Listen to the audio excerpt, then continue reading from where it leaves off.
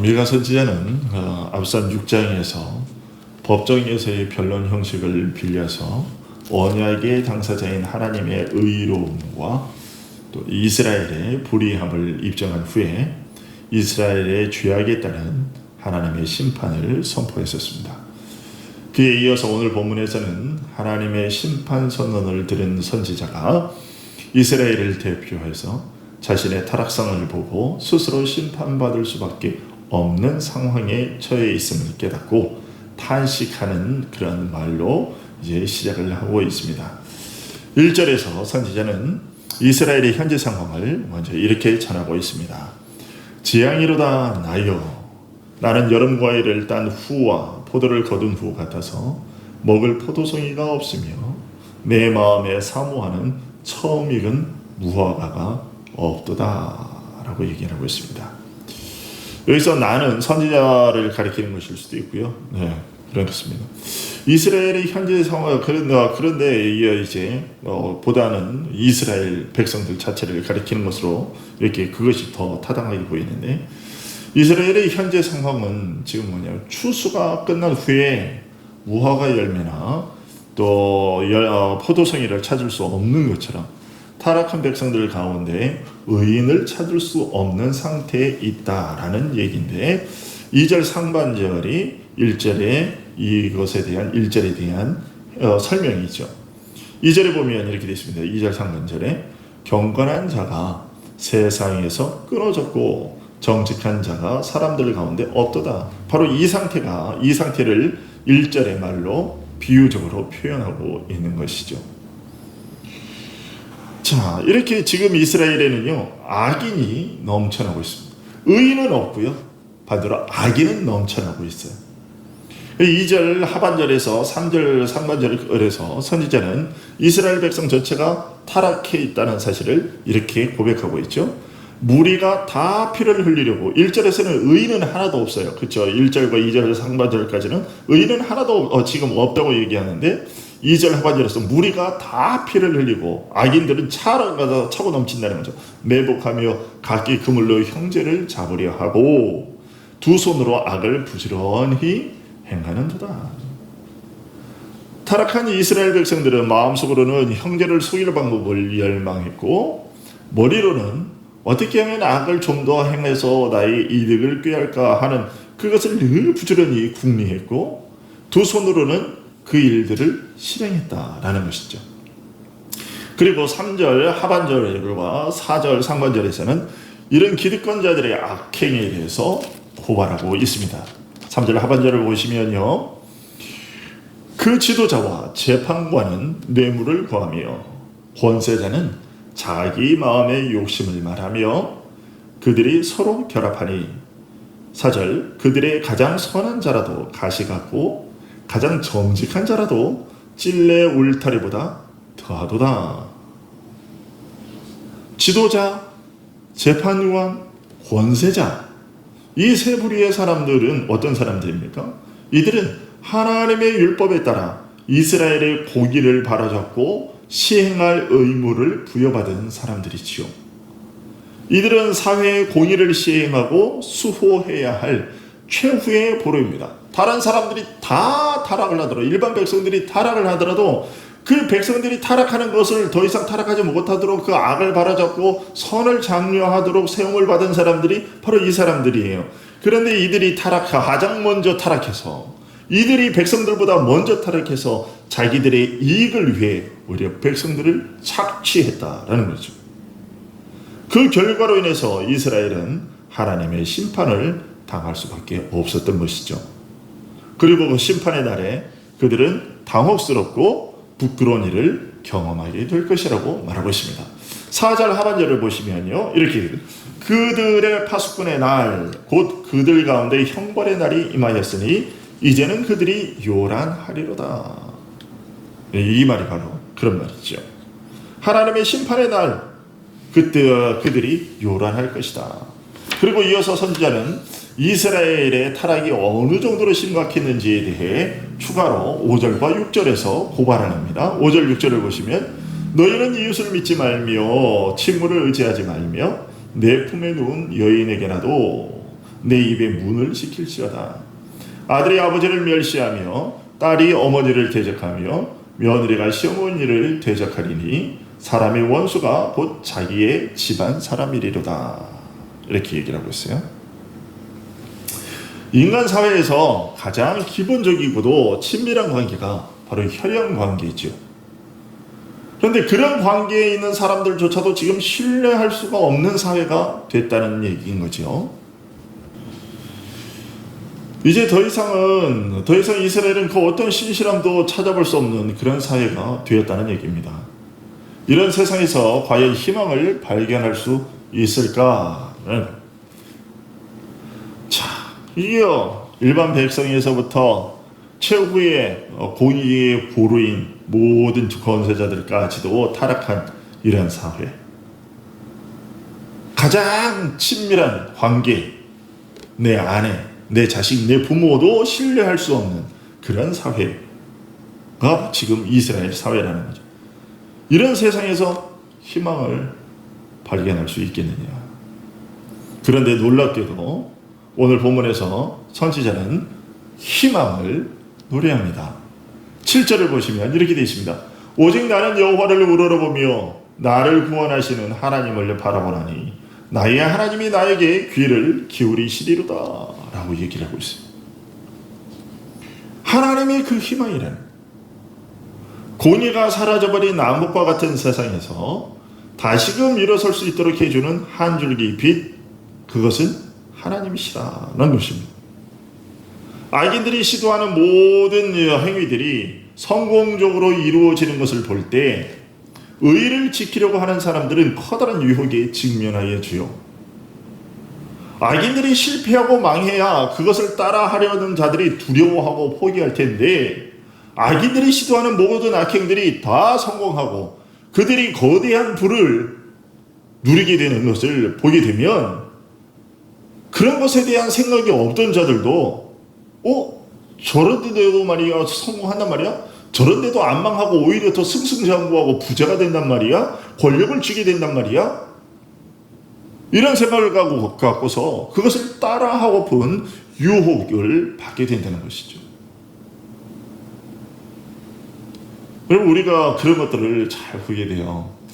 제가 운전하면서도 여러분 그런 것들을 많이 보는데 우리가 꼬리 물기 같은 거 하지 말라고 이제 교통법규로 돼 있잖아요. 그런데 신호가 걸렸는데 한 사람이 신호 데드라인에 잘 지키고 있으면요. 그래도 옆에 사람들이 이렇게 좀 눈치를 보는 그런 게 있어요. 그런데 누군가가 하나가 다 어기고 나가기 시작하면 그 다음에는 아무도 안 지키고 전부 다 그 교차로를 신호가 막혀서 가지 못함에도 불구하고 꼬리 물기를 해서 꽉 막아놓는 것을 보게 돼요. 이런 일들이 우리 주위에는 너무도 많죠. 의인에게는요, 이런 식의 일들이 시련이고 커다란 시련이에요. 왜냐하면 먼저 악을 행한 자들로부터 오는 그런 악에 대한 정당한 보호 차원에서 저항하거나 또 악을 악으로 보복하는 것이 정당화하려는 마음이 또한 그들 가운데 일기 때문이에요.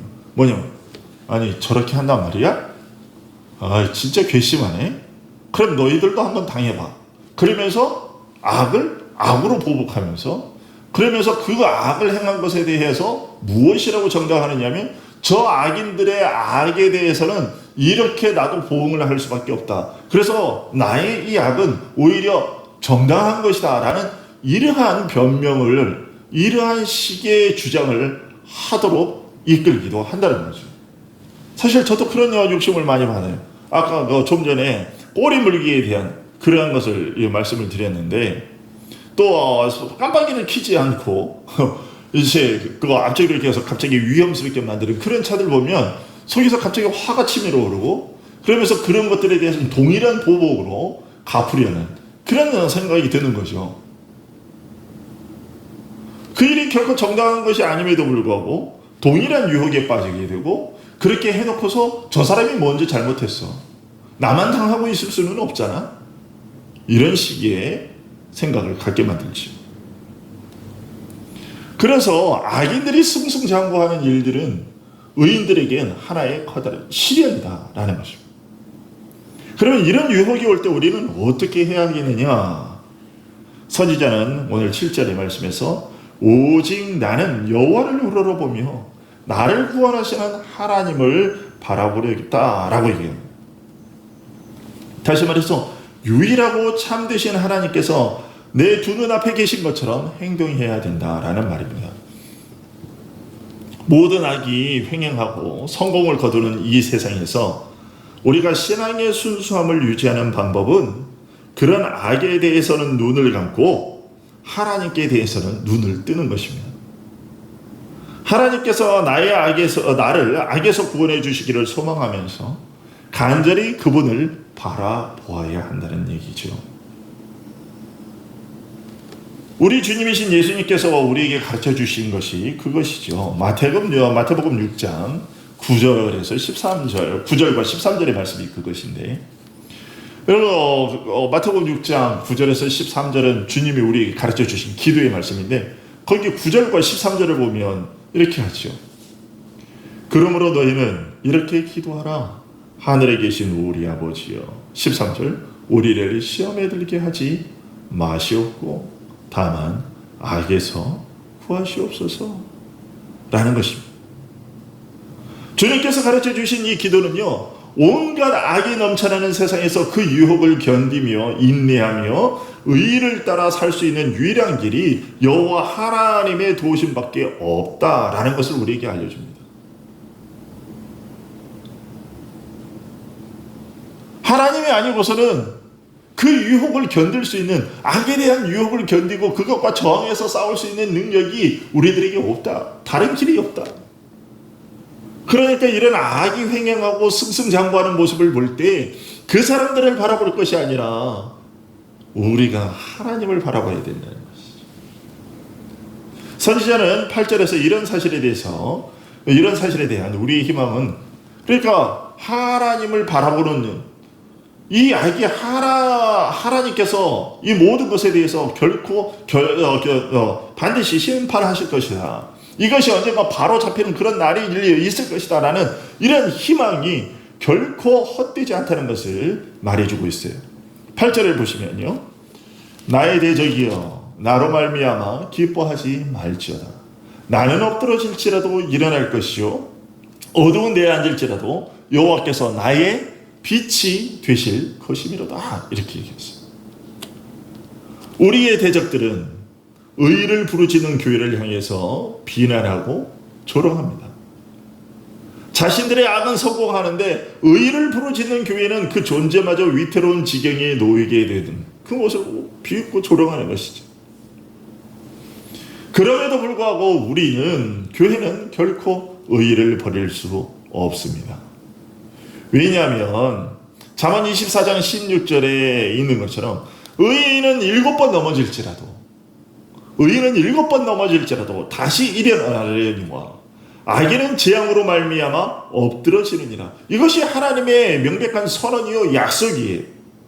이 약속이 있기 때문에 우리는 세상이 아무리 악으로 승승장구하는 그런 모습이 있다 할지라도 결코 하나님의 공의를 따르는 이 의를 버릴 수 없다는 것입니다. 하나님은 잠언 24장 16절의 이 약속대로 우리를 반드시 다시 회복시켜 주시려고 회복시킬 것이고 그것을 위한 준비를 늘 갖추고 계시다라는 것. 그것을 우리가 확신한다면 사탄이, 우리의 적들이, 악인들이 성공하는 이런 시대에 그들이 우리를 보며 조롱할지라도 우리는 그들에게 담대히 대답할 수 있을 것입니다. 내가 넘어질 때 너는 나를 이겼다고 즐거워하겠지만 그러나 그럴 이유가 전혀 없다.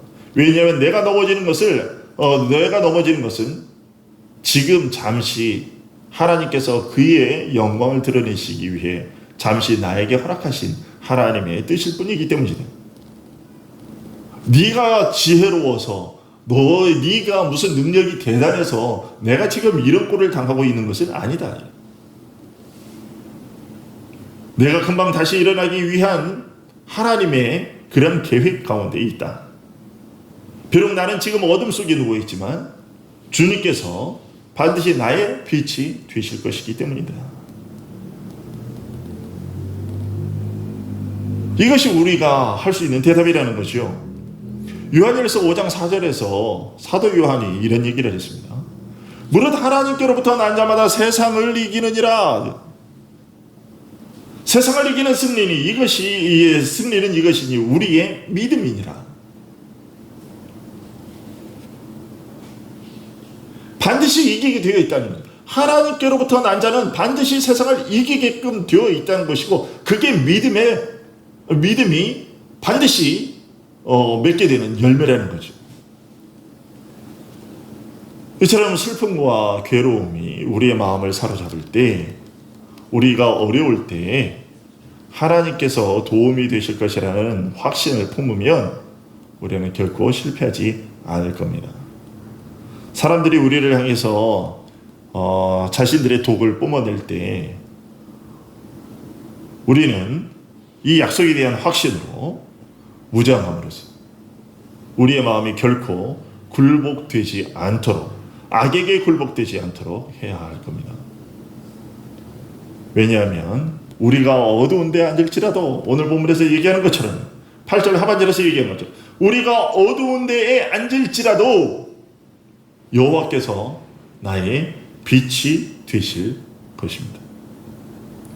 이런 사실을 확신하는 사람은 하나님 앞에서 또한 겸손하게 무릎 꿇고 환난할 때에 자신을 되돌아봅니다. 9절을 보시면 내가 여호와께 범죄하였으니 그의 진노를 당하려니와 마침내 주께서 나를 위하여 논쟁하시고 심판하시며 라고 되어 있는데요. 이 개역 개정판보다 개역 한글판의 번역이 사실은 원어에 더 정확한 의미입니다. 개역 한글판은 이렇게 되어 있습니다. 내가 여호와께 범죄하였으니, 그 주께서 나를 위하여 심판하사, 이렇게 돼요. 주께서 나를 위하여 심판하사 신원하시기까지 그의 노를 당하려니와, 이렇게 되어 있어요. 이것이 이제 본문의 이해를 돕는데 더 정확합니다. 내가 여호와께 범죄하였으니 주께서 나를 위하여 심판하사 신원하기까지는 그의 노를 당하려니와. 여기서 선지자는 의인과 악인의 차이점을 분명히 알려주고 있는데요. 어떤 자가 하나님 앞에서 의롭다 하심을 얻으며 어떤 자가 최종적으로 하나님의 심판을 당하는 악인인가를 알려주고 있는 거예요. 이것을 좀 더 명확하게 알려주는 가르침이 있는데 바로 우리 주님의 가르침이죠. 누가복음 18장에서 예수님이 이렇게 이런 말씀을 하셨죠. 비유로. 또 자기를 의롭다고 믿고 다른 사람을 멸시하는 자들에게 이 비유로 말씀하시되, 두 사람이 기도하러 성전에 올라가니 하나는 바리새인이요 하나는 세리라. 바리새인은 서로 서서 따로 기도하여 이르되, 하나님이여 나는 다른 사람들 곧 토색 불이 간음을 하는 자들과 같이 아니하고 이 세리와도 같이 아니함을 감사하나이다. 나는 일해에 2번씩 금식하고 또 소득의 11조를 드리나이다 하고, 세리는 멀리 서서 감히 눈을 들어 하늘을 쳐다보지도 못하고 다만 가슴을 치며 이르되, 하나님이여 불쌍히 여기소서 나는 죄인이로소이다 하였느니라. 내가 너희에게 이르노니 이에 저 바리새인이 아니고 이 사람이 의롭다 하심을 받고 그의 집으로 내려갔느니라. 무릇 자기를 높이는 자는 낮아지고 자기를 낮추는 자는 높아지리라 하시니라. 이렇게 되어 있습니다. 악인은 죄를 깨달아도 애통함이 없고요, 애통하더라도 죄를 짓는 자신을 미워하지 않으며 하나님의 채찍을 달가워하지 않고 오히려 하나님의 죄를 징계하시는 하나님의 채찍에 대해서 항거합니다. 가룟 유다와 가인이 그런 대표적인 인물이죠. 하지만 의인은요, 자신의 죄를 깨닫고 고백하며 그것을 진심으로 통회하며 죄인인 자신의 모습을 미워하며 하나님께서 내리시는 징계를 달게 받으며 그에 순종합니다. 의인은요, 자신을 하나님의 심판대 앞에 내어놓고 자신이 징계를 받도록 그렇게 허락하고 순종하는 마음으로 하나님께서 내리시는 그 징계의 채찍을 감당합니다. 그 형벌을 감당해요. 길이 잘 되는 황소가 언제나 조금도 저항하는 일 없이 멍에를 매는 것처럼 진실로 자기 죄를 느끼고 감동된 자는 하나님께서 자기에게 기꺼이 베푸시려고 하는 이 형벌이면 어떤 것이든 감당할 각오가 되어 있는 거지요. 그것이 이제 9절에서 얘기가 되고 있는 바예요. 내가 여호와께 범죄하였으니. 지금 선지자는요, 자신이 의롭다고 하지 않아요. 다른 이스라엘 백성들이 죄악들을 다 고발했지만 나는 그러면서도 하나님 앞에서 하나님, 그런데 저는요 그들보다 나아요, 깨끗해요, 이런 얘기를 하지 않아요. 똑같이 선지자 역시도 그런 모습을 보면서 내가 여호와께 범죄했다, 나 역시 하나님께 죄인이다, 그래서 나 역시 하나님께서 내리시는 그 채찍을, 징계 채찍을 맞을 것이고 나는 달게 맞는다 라고 얘기를 하는 거예요. 그의 노를 당하려니와. 우리가 이런 마음으로 임하면, 우리가 그렇게 되면 선지자가 말하는 은혜를 입고 회복될 겁니다. 9절 하반절에 주께서 나를 인도하사 광명에 이르게 하시리니 내가 그의 공의를 보리로다. 아까 누가복음 18장에서 예수님의 비유에서 말씀하시듯이 뭡니까? 이거죠. 이 사람이 의롭다 하심을 받고 그의 집으로 내려갔느니라 라고 얘기한 것처럼 하나님께서 내리시는 그 징계 채찍을 달게 받고 자신의 죄를 깨닫는 사람들, 그런 사람들이 이런 복을 누리게 될 것이라는 거죠. 9절 마지막에 내가 그의 공의를 보리로다 라고 하고 있는데, 이 말은 악인을 심판하시고 마침내 자신의 죄를 미워하고 애통해 하고 하나님의 사유하심을 바라는 자를 구원하시는 그런 하나님의 일하심을 보게 될 것이다 라는 얘기죠. 이런 하나님의 은혜가 임할 때 악인은 그와 반대되는 일들을 당하게 될 겁니다. 10절부터 보시면요, 10절 보시면 나의 대적이 이것을 보고 부끄러워하리니 그는 전에 내게 말하기를 내 하나님 여호와가 어디 있느냐 하던 자라, 그가 거리에 진흙같이 밟히리니 그것을 내가 보리로다. 그가 마침내 거리에 진흙같이 밟히게 될 것이다. 자신들의 악행은 아무런 제재를 받지 않고 승승장구하고 그것을 불의라고 책망하며 하나님의 말씀을 따라 살려고 하던 자들, 그런 자들은 가난하고 힘들게 사는 것을 보면서 비웃었던 악인들의 결말이 이와 같이 될 거라는 얘기입니다. 하지만 이렇게 악인들이 거리에 진흙같이 밟힐 때 교회는 하나님의 능력에 힘입어, 하나님의 백성은 그 하나님의 권능에 힘입어 구출될 것이라고 말합니다. 11절 12절이죠. 네 성벽을 건축하는 날, 곧 그날에 질경이 넓혀질 것이라.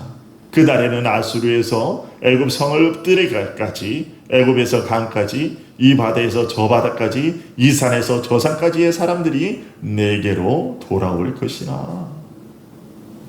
이 말씀은 1차적으로 바벨론 포로에서 돌아와서 스룹바벨 성전을 건축하게 될 것을 예언한 것이기도 예언한 것인데, 그러나 궁극적으로는 영적 예루살렘인 하나님의 교회가 예수 그리스도의 복음 전파로 말미암아 온 세계로 확장될 것을 예언한 말씀이죠. 하나님께서 일으켜 세우실 교회는 성벽이라고 하는, 11절에 성벽이라고 하는 말이 알려주듯이 세상 나라의 핍박과 압제에도 불구하고 하나님의 보호하심에 둘러싸여 있을 겁니다.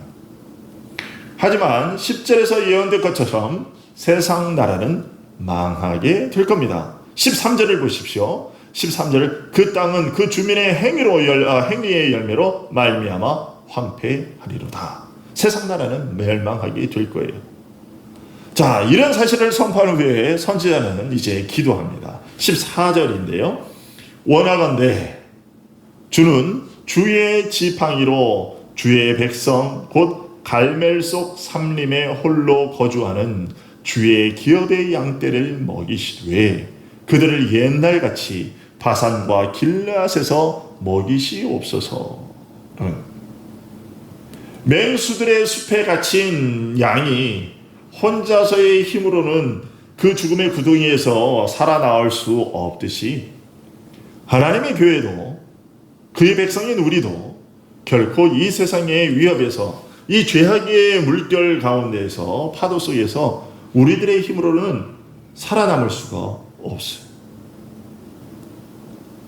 양이 그 목자의 보호하심 속에 있을 때 안전을 누리고 구원을 얻듯이 교회도, 우리도 목자 되시는 하나님께서 그의 지팡이와 막대기로 우리를 원수들의 손에서 보호하실 때에야 안전하게 꼴을 먹고 삶을 영위할 수가 있는 것이죠. 그래서 우리는 이것을 늘 간구하는 것이죠. 그리고 하나님은 우리의 이런 간구를 외면하시는 분이 아니시고요. 반드시 응답하십니다. 15절을 보시면 이런 우리들의 간구에, 자기 백성들의 이런 간구에 하나님께서 이렇게 응답하시는 거죠. 15절 이르시되 네가 애굽 땅에서 나오던 날과 같이 내가 그들에게 이적을 보이리라. 우리는 하나님의 전능하심을 인정합니다. 하지만 우리가 시련과 죄악과의 투쟁과 싸움 가운데 있을 때엔 마치 우리를 보존하시는 모든 길이 하나님께로부터 끊어진 것처럼 그렇게 두려워하면서 벌벌 떨고 어찌할 줄 모르고 절망에 빠져버리는 일들이 흔합니다. 그럼 이런 두려움이, 이런 절망이 도대체 어디서 오는 것인가, 왜 오는 것이냐?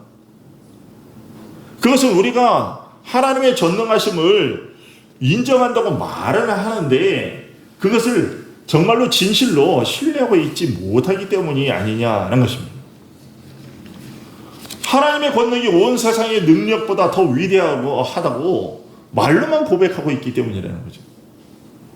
그래서 하나님께서 오늘 본문에서 홍해의 기적을 언급하고 계신 거예요. 하나님께서는 언제나 동일한 분으로 존속하고 계시고 하나님의 권능 역시도 과거와 완전하게 동일하다는 것을 알려주고 계신 것이죠. 여러분, 하나님은요, 그때와 같은 능력으로, 동일한 능력으로 반드시 자신의 교회를, 여러분을, 우리를 구원하실 겁니다. 그때 우리를 핍박하고 하나님을 대항하던 악인들은 16절과 17절과 같은 반응을 보일 겁니다. 16절, 17절 보시면 이르되 여러 나라가 보고 자기의 세력을 부끄러워하여 손으로 그 입을 막을 것이요 귀는 막힐 것이며 그들이 뱀처럼 티끌을 핥으며 땅에 기는 벌레처럼 떨며 그 좁은 구멍에서 나와서 두려워하며 우리 하나님 여호와께로 돌아와서 주로 말미암아 두려워하리이다. 하나님 두려운 줄 모르고 하늘을 찌르듯 교만했던 자들, 하나님의 백성들을 마음껏 유린했던 자들, 그런 자들이 완전히 하나님 앞에 굴복하게 되고 두려워 떨게 될 것이라는 것이죠. 여러분, 세상에 이런 신이 어디 있습니까? 이렇게 악인들을 굴복시키는, 철저하게 그 발날에 밟으시는, 발등상되게 하시는 그런 신이 어디 있습니까? 우리 하나님 외에는 없습니다. 18절부터 20절을 보십시오. 주와 같은 신이 어디 있으리까? 주께서는 죄악과 그 기업에 남은 자의 허물을 사유하시며 인애를 기뻐하심으로 진노를 오래 품지 아니하시나이다. 다시 우리를 불쌍히 여기셔서 우리의 죄악을 발로 밟으시고 우리의 모든 죄를 깊은 바다에 던지시리이다. 주께서 옛적에 우리 조상들에게 맹세하신 대로 야곱에게 성실을 베푸시며 아브라함에게 인애를 더하시리이다 라고 얘기하고 있어요. 여러분, 나 같은 죄인을 위해 독생자 예수 그리스도를 내주시고 나의 죄를 용서하시고 사단의 손에서 건져주시는 분, 그분은 하나님이십니다.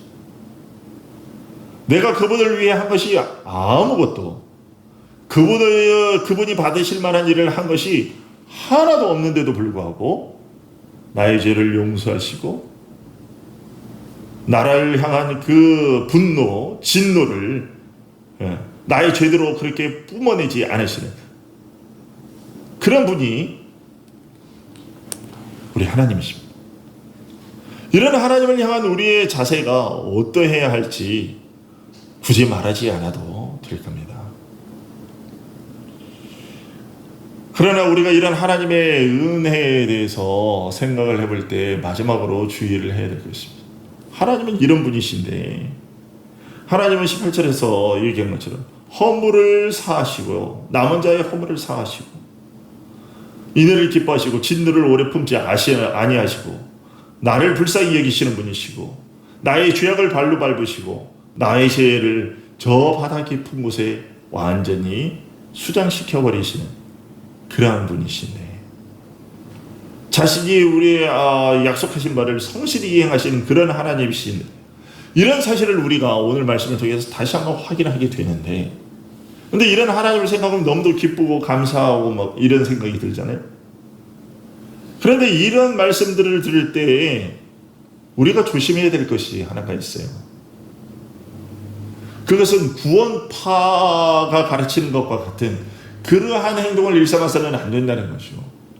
무엇입니까?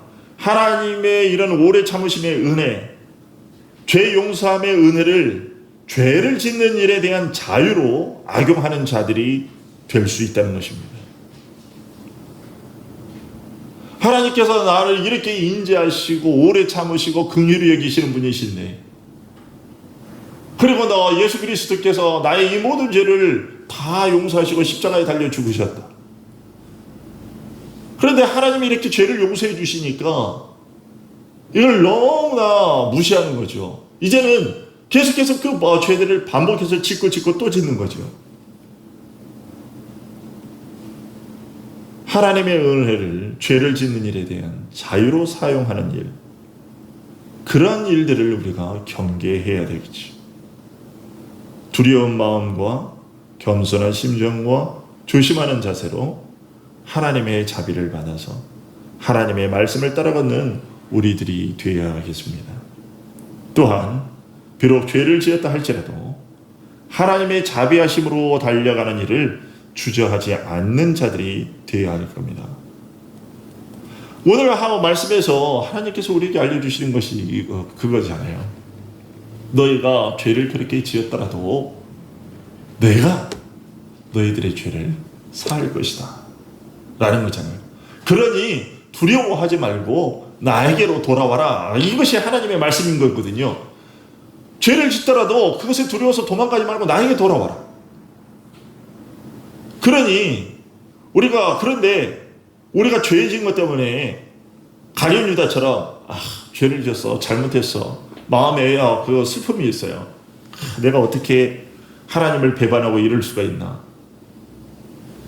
이런 생각까지는 드는데, 그러면 나와야죠. 베드로처럼 나와야죠. 그것이 진짜 하나님의 사유하심의 은혜를 믿고 그분에게 영광을 돌리는 것이죠. 그분의 자비하심에, 그분의 긍휼하심에 영광을 돌리는 일이죠. 그런데 죄를 깨달으면서도 가룟 유다처럼 그렇게 나오지 않으면 그것은 교만이에요.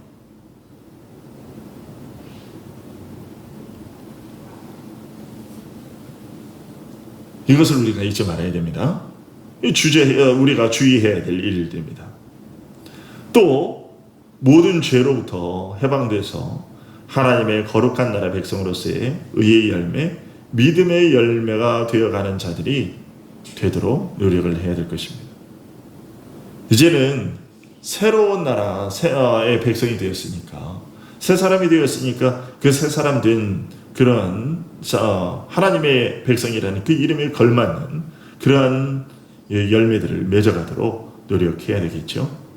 그것이 독생자 예수 그리스도께서 우리를 위해서 자신의 피로써 획득하신 영원한 유산임을 우리가 기억해야 될 것입니다. 기도하겠습니다.